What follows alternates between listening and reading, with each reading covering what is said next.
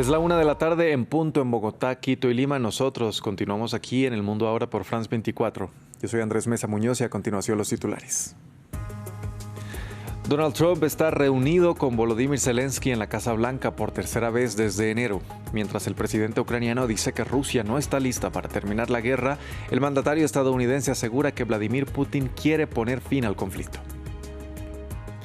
La ONU denuncia dificultades para entregar la ayuda humanitaria en las zonas afectadas por la hambruna en la Franja de Gaza, como el mal estado de las vías dañadas por la guerra y el continuo cierre de rutas clave a pesar del alto el fuego. En Madagascar, el líder del golpe militar juró como presidente de facto en una ceremonia celebrada en el Tribunal Constitucional Superior, mientras que desde su escondite, Andry Rajoelina sigue diciendo que es él el presidente legítimo de la nación insular. Con nuestro invitado del día hablaremos de la renovada influencia de Estados Unidos en América Latina bajo el liderazgo de Donald Trump. ¿Es el presidente estadounidense el artífice de una nueva doctrina Monroe? ¿Un retorno al intervencionismo del siglo XX? Lo analizamos en minutos.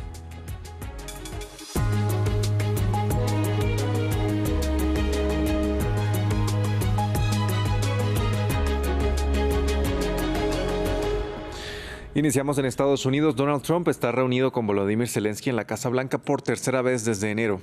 Mientras el presidente ucraniano dice que Rusia no está lista para terminar la guerra, el mandatario estadounidense asegura que Vladimir Putin quiere el final del conflicto. Ambos mandatarios aseguraron que van a conversar sobre la posible entrega de misiles Tomahawk a Ucrania. Escuchemos qué dijeron. Y creo que las cosas están avanzando bastante bien. Empezó con Alaska, donde creo que ciertos puntos base fueron discutidos.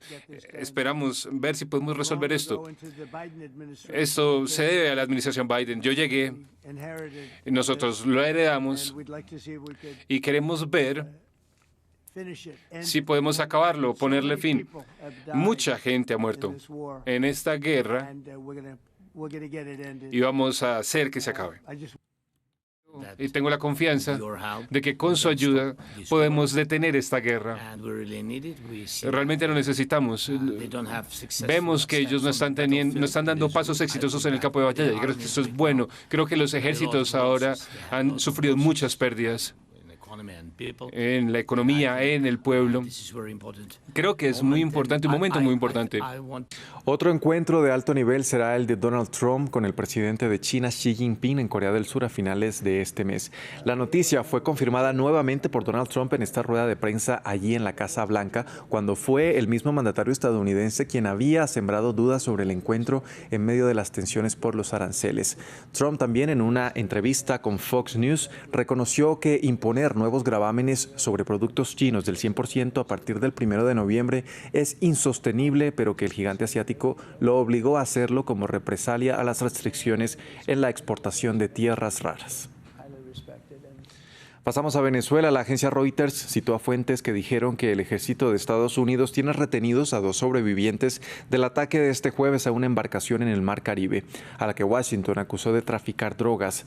De confirmarse, se trataría de los primeros detenidos desde que inició el despliegue naval estadounidense en esta zona y que Donald Trump ha calificado como una guerra contra los cárteles de la droga. Hasta el momento, según Estados Unidos, mataron al menos 29 personas en esos bombardeos. Cambiamos de tema, pasamos a la Franja de Gaza. Este viernes el Programa Mundial de Alimentos informó que ha llevado diariamente al enclave unas 560 toneladas de alimentos tras la entrada en vigor del cese el fuego vigente desde el viernes, una cantidad que asegura es insuficiente. En paralelo, las Naciones Unidas advirtieron que tomará tiempo reducir la hambruna en el devastado enclave palestino e instan a que se abran todos los corredores, en especial los del norte, donde se concentra principalmente el hambre y la destrucción. Hugo Caro Jiménez tiene los detalles. La ayuda que entra a la Franja de Gaza no es suficiente. Así lo indicó este viernes el Programa Mundial de Alimentos.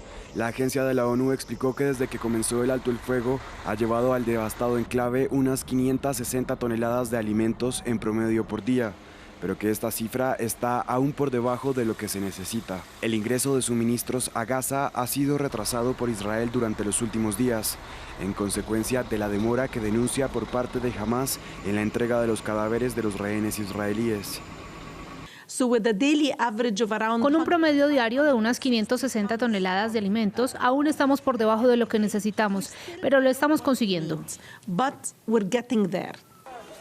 También este viernes, las Naciones Unidas, que insta a Israel a permitir la apertura de todos los cruces fronterizos hacia el territorio palestino, especialmente en el norte, dijo que tomará un tiempo reducir la hambruna en curso en Gaza, tras 2 años de fuego israelí. Y es que, a propósito, el miedo de que los bombardeos regresen tras la frágil tregua habita entre los gazatíes.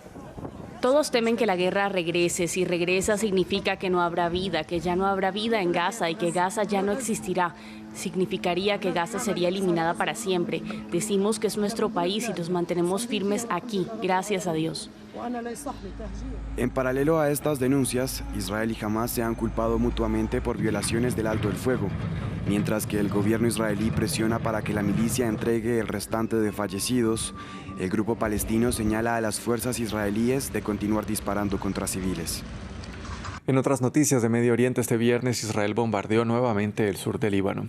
Esta vez el blanco fue un vehículo, mientras el jueves el ejército israelí lanzó una ofensiva aérea que tenía como objetivo, según afirma, impactar una empresa de cemento a la que acusan de estar afiliada con la milicia islamista Hezbollah. Según Beirut, al menos una persona perdió la vida y otras 7 resultaron heridas.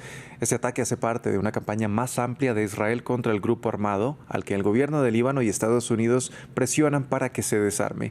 El reporte es de Hugo Caro Jiménez. Escenas de destrucción al sur del Líbano. El responsable, un nuevo ataque israelí que, según Beirut, mató a por lo menos una persona e hirió a varias más. El jueves, Israel llevó a cabo una serie de hostilidades aéreas dirigidas contra una planta de cemento y un sitio cercano perteneciente a un grupo ambientalista.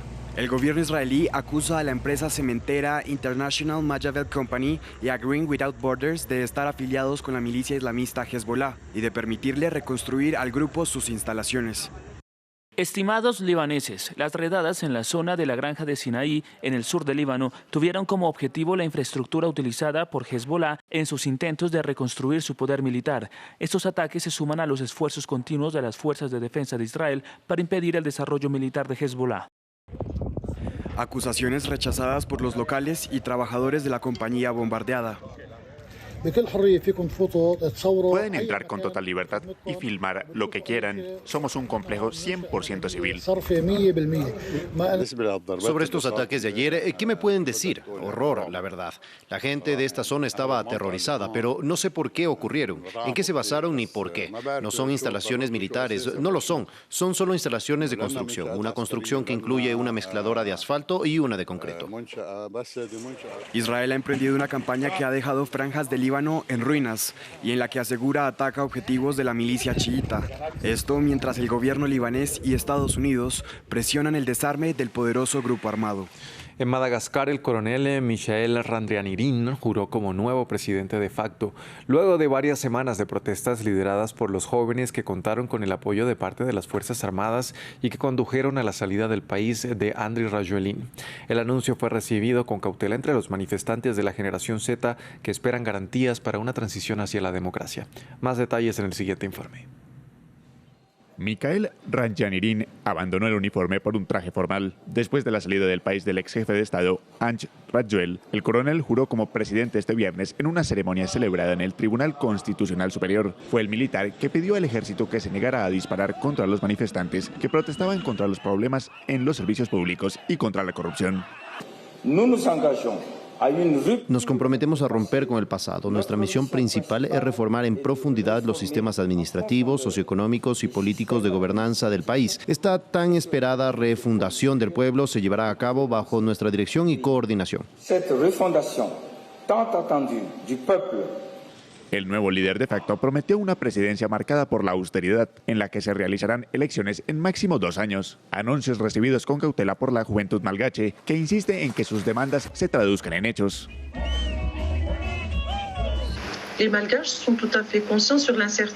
Los malgaches son muy conscientes de la incertidumbre y el propio movimiento es consciente de la incertidumbre de esta situación, pero lo que se observa es que se tiene mucha más confianza en estos militares y en esta nueva configuración del poder que en el poder anterior, que suscitaba una desconfianza generalizada. Ahora, Ranjanirin debe nombrar a un nuevo primer ministro que será el encargado de formar un gobierno de transición. Sin embargo, a pesar de que el militar argumenta que su obtención del poder fue legal, su administración está en el punto de mira de las críticas internacionales. La ONU denuncia un golpe de Estado. La Unión Africana ha suspendido al país de sus instituciones, mientras que la Unión Europea hizo un llamado al diálogo entre todas las partes para retomar los valores democráticos. El ex asesor de seguridad nacional de Donald Trump, John Bolton, se declaró inocente este viernes de los delitos federales de los que se le acusa. El Departamento de Justicia presentó el jueves un caso ante un gran jurado en Maryland, coincidiendo en que había pruebas suficientes para imputar a Bolton, de 76 años, de divulgar información clasificada. Es el tercer crítico de Trump en ser acusado penalmente desde septiembre. John Bolton, que fue asesor de seguridad nacional de Trump antes de convertirse en un crítico abierto del presidente, se declaró inocente este viernes de los cargos de mal manejo de información clasificada, un día después de ser acusado formalmente. Trump dijo que no estaba al tanto de la acusación de Bolton y que no tenía una buena opinión de su antiguo asesor de seguridad nacional.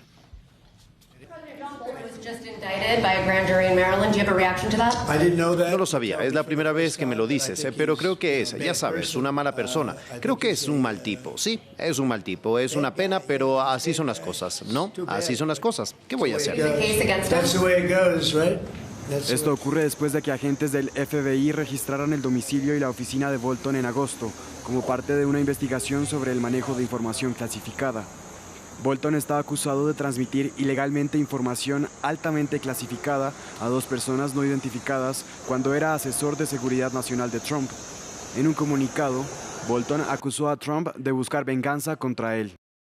Ahora me he convertido en el último objetivo de la instrumentalización del sistema judicial para acusar a aquellos que Trump considera sus enemigos, con cargos que antes fueron desestimados o que distorsionan los hechos. El exasesor ocupó un cargo durante el primer mandato de Trump, pero se ha convertido en una espina clavada para él desde que publicó un libro muy crítico y aparece con frecuencia en televisión, calificándolo de no apto para ser presidente. Se trata del último detractor de Trump de alto perfil en enfrentarse a cargos federales en solo unas semanas. En septiembre, el exdirector del FBI, James Comey, fue acusado de mentir al Congreso, mientras que la fiscal general de Nueva York, Leticia James, fue acusada de fraude bancario en octubre. Pasamos ahora a Perú, donde las autoridades reconocieron que la persona que mató a un manifestante en una protesta antigobierno el miércoles es un policía de la Dirección de Investigación Criminal y quien está ahora detenido en el hospital donde recibe cuidados por haber sido golpeado durante la manifestación. Los ciudadanos presentaron una denuncia constitucional en contra del presidente peruano e integrantes de su gabinete por la represión de los cuerpos de seguridad. Desde Lima, nuestro corresponsal Francisco Zacarías nos informa. Acaba de cumplir 7 días como presidente de Perú y José Gerí afronta un complicado panorama legal. En las últimas horas ha sido presentada en el Congreso una denuncia constitucional por la muerte del manifestante Eduardo Ruiz y la violenta represión a civiles en la marcha de protesta. La acusación responsabiliza políticamente a Gerí, al primer ministro Ernesto Álvarez y al ministro del Interior Vicente Tiburcio. Por otro lado, congresistas de izquierda insistirán con otra moción de censura a Gerí. Los legisladores afirman que no puede quedar impune la muerte de Eduardo Ruiz y tampoco la salud de los heridos. Y por si esto no fuese suficiente, la familia del manifestante asesinado evalúa denunciar al mandatario, a todo el gabinete de ministros y al Parlamento por asesinato y autoría inmediata. En medio del vendaval legal, el gobierno de José Gerí se alista para declarar el estado de emergencia en Lima y no descarta imponer un toque de queda. El primer ministro, Ernesto Álvarez, ha señalado que el estado de emergencia se implementará para combatir el aumento de la delincuencia. Pero a través de las redes sociales, diversos colectivos rechazan la imposición del estado de emergencia y afirman que lo que las autoridades buscan es restringir derechos civiles y bloquear la protesta ciudadana. Para diversos analistas, el rechazo popular hacia José Gerí aumenta con el paso de los días y podría desestabilizar su presidencia transitoria. Al respecto, el mandatario ha dicho que no va a renunciar porque su responsabilidad es la estabilidad del Perú.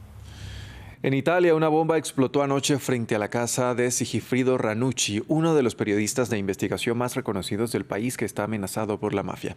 El dispositivo fue instalado afuera de la puerta principal y su estallido se dio justo 20 minutos después de que el reportero entró a su residencia y destrozó su vehículo y el de su hija. La Fiscalía Antimafia abrió una investigación mientras la primera ministra Giorgia Meloni condenó el hecho y apeló a defender la libertad de información. Un nuevo informe publicado este jueves por la Comisión para la Protección de Menores del Vaticano está causando revuelo en la Iglesia Católica. El documento de 103 páginas critica a los líderes de la Iglesia afirmando que no han respondido adecuadamente a los escándalos de abusos sexuales. También presionan para que se preste más apoyo a las víctimas, incluyendo indemnizaciones. La Iglesia Católica lleva mucho tiempo enfrentándose a críticas por su gestión de los abusos sexuales por parte del clero. Esta vez, las críticas provienen de su interior. El jueves, la Comisión para la Protección de Menores del Vaticano publicó su informe anual. El documento critica a los líderes católicos, afirmando que han actuado con demasiada lentitud. Es importante que los líderes y el Vaticano adopten una actitud de transparencia y comunicación que realmente sirva también a las víctimas. No hablemos solo de procedimientos disciplinarios, hablemos de cómo se sienten los niños que han sido violados y agredidos sexualmente y de cómo ven el desarrollo de estos procesos en su iglesia local. El informe, redactado con la colaboración de 40 supervivientes de abusos, afirma que la Iglesia tiene el deber moral de ayudar a las víctimas. En él se formulan recomendaciones para sancionar a los abusadores y proporcionar indemnizaciones a las personas que han sufrido abusos por parte del clero. Esta sería una medida sin precedentes para la Iglesia. Los miembros del comité sostienen que las indemnizaciones económicas son fundamentales para proporcionar terapia y otra ayuda a los supervivientes, pero no son la única forma en que la Iglesia puede ayudar a tratar el trauma. La compensación económica es solo un aspecto de la reparación. En la parte del mundo de donde provengo, África, muchas veces se oye a las víctimas decir que no les interesa necesariamente la compensación económica. Puede que les interesen las disculpas, puede que les interese la restitución, puede que les interese la rehabilitación. Muchos activistas en favor de la protección de los niños esperan que esto sirva para despertar la conciencia del Papa León XIV. El soberano pontífice ha manifestado su apoyo a la comisión y ha calificado el escándalo de los abusos como una crisis para la Iglesia. Vamos con nuestro invitado del día. En medio de un contexto geopolítico cada vez más tenso, las recientes revelaciones de Donald Trump sobre autorizar operaciones de la CIA en Venezuela reavivan el debate sobre el papel de Estados Unidos en América Latina. Desde Panamá hasta Buenos Aires, los tentáculos estadounidenses vuelven a sentirse. Para discutir este tema saludamos a esta hora a Juan Gabriel Tocatlián. Él es sociólogo con un PhD en Relaciones Internacionales por la Universidad Johns Hopkins en Washington. Bienvenido a France 24, Juan Gabriel. Gracias por la invitación. Primero, ¿cómo interpretar este resurgimiento del interés de Estados Unidos en América Latina bajo el liderazgo de Donald Trump? Yo diría que hay que colocar un contexto un poco más amplio que América Latina, pero en ese contexto, por supuesto, precisar el lugar de América Latina.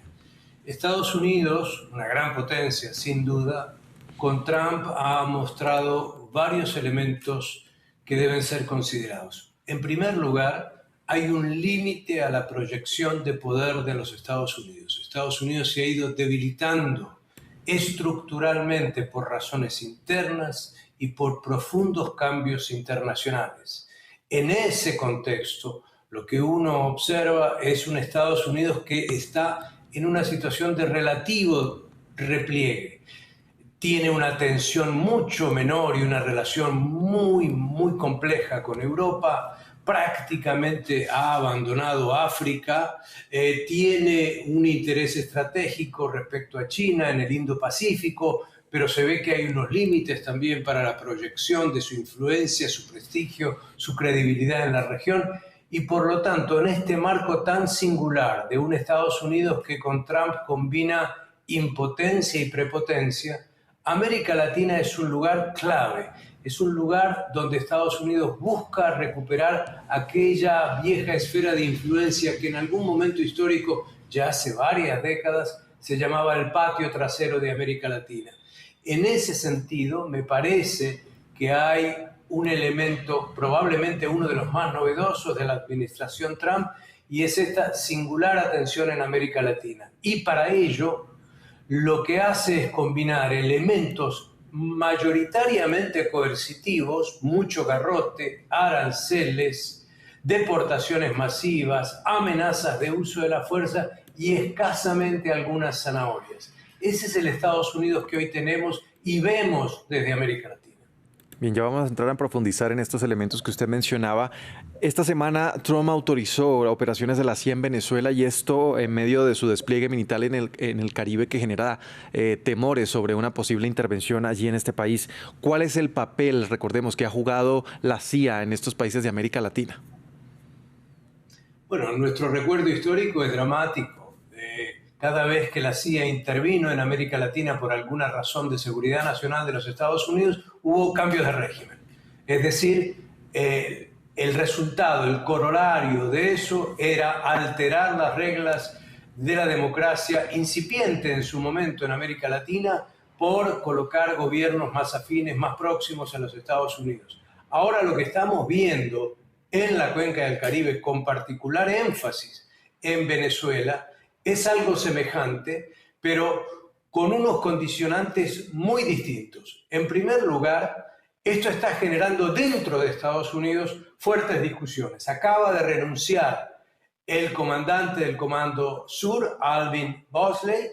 Este es un caso inédito. Los comandantes del Comando Sur se quedan en esa posición aproximadamente 3 años. Esto identifica el hecho de que no se debe sentir muy cómodo emprendiendo acciones que son francamente ilegales frente a Estados Unidos y ilegales frente al derecho internacional. En segundo lugar, ahora no se trata simplemente de una evaluación respecto a la naturaleza de la política interna, sino todo esto está condicionado por el tema de las drogas, donde Venezuela, por supuesto, tiene un papel específicamente en el comercio internacional de las drogas, particularmente de la cocaína, muy especialmente en el términos de tránsito, en realidad mucho más hacia Europa que más hacia Estados Unidos, cuando el problema real de Estados Unidos es el consumo de fentanilo